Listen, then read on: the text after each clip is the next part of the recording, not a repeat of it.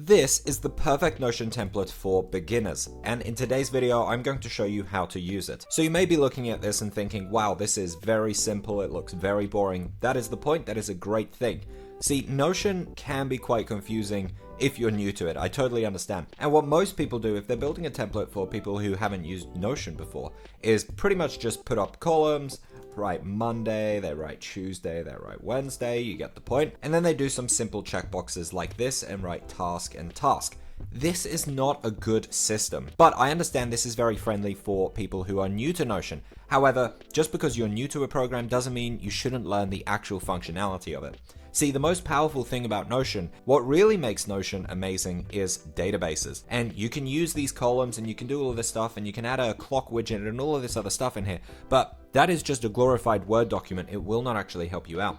This here, this very simple system, as you can see, I even called the template minimal. By the way, this is 100% free. The link is in the description. You do not have to pay $1. All I ask for is that you subscribe. But yeah, this is so simple and that is what makes it amazing. So I'm going to show you how to use it.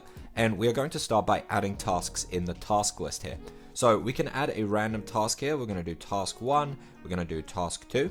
So we can add them in here. Now, they will not be added to the calendar. Here we see the calendar view. Now the cool thing about Notion is these two tabs here, they're actually the same database. This here is the same database as this. But what we can do in Notion is see the same piece of information in different views. And when other creators are doing columns and they're saying, look, this is Monday, this is Tuesday, this is Wednesday, we're not getting any functionality from this. All we're doing here is making a pretty Word document. So here we can see our calendar and it's an actual database. So I can add something here, let's say task 3. And I can add this in, and if I want, I can add any specific information in here as well. So unlike down here when I just write task, I can't actually add any information to it. So here, task 3, make sure you save as PDF, just as an example. So today now I can see, okay, I've got task 3 and let's say I've completed it. Now I can see, you know what, I have a bit more time here for the rest of the day. As you can see, there is nothing here. So what I will now do is go on over to my task list. And here, obviously, there'll be more than 2 tasks, but you might have all of the different tasks that you've been adding over a month or a week or whatever it is. You're going to have a long list here of all of the different tasks that you haven't done yet. And what we can do here is say, okay, you know what? I have a bit of time here in my day. I have a bit of time tomorrow. So what we can do now is start dragging things in. So I'll look here and say, you know what? Task 1. I have time to do that today. I click here and I add that tomorrow. So now we have added dates to these tasks. And now if I click back on the calendar, you can see they are showing up here. Now the cool thing about this task list is, like a task list, you actually only want to see the tasks that you haven't done.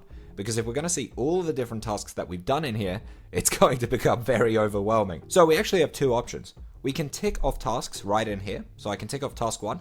And now you can see it is gone from this list. Or we can click on calendar here. And if we tick it off in our actual calendar, tick off task 2. And then we click back. You can see task 2 is gone from here as well. So we are working with the same piece of information in 2 views. And another cool thing that you can do if you want, this isn't in the template, but I'll show you how to do it. Let's say we add a date to it. So we've added a date here to task 4. What you can do here is click on these 3 dots, and then we will click on group. And what we're going to do here is split these tasks up. Split them up by the ones that have a date and the ones that do not have a date. So I will click here, group by, and click on date. Now by default, it's going to split these up by every single day separately, and that's going to become super overwhelming. There is no point because we have the calendar function that is splitting them up like that. So what we're going to do here is click on the 3 dots, and we're going to change the setting from being a day-to-day basis by the entire year. So here we can still see it's grouped by date, but we're going to change it to year. So now it's grouping everything by the year. So if I add task 6 in here, and then I say, you know what, I think I am going to do this on Saturday. I click here. As you can see, it jumps down into here.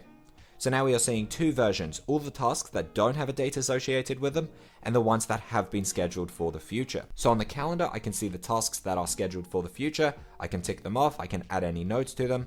and in the task list here, I can see here are all the tasks that I haven't actually scheduled yet. This is level 2 of productivity. Level 1 is creating a list, which we've done here. We've got a list. Level 2 is scheduling, and here we are scheduling these tasks. So if you're new to Notion and you've just been doing a simple task list like this, task 1, task 2, we are now getting a lot more out of Notion. Now the last component of this template, again it's 100% free, link in the description, is this note feature. So down here I have a page called All Notes, and anytime I take a note it will appear in here. But because we are productive when we are working, we're looking at our task list, we're looking at our calendar, we don't want to go to a notes page and get distracted by all the other notes that we have. It's going to become super overwhelming and honestly just distracting.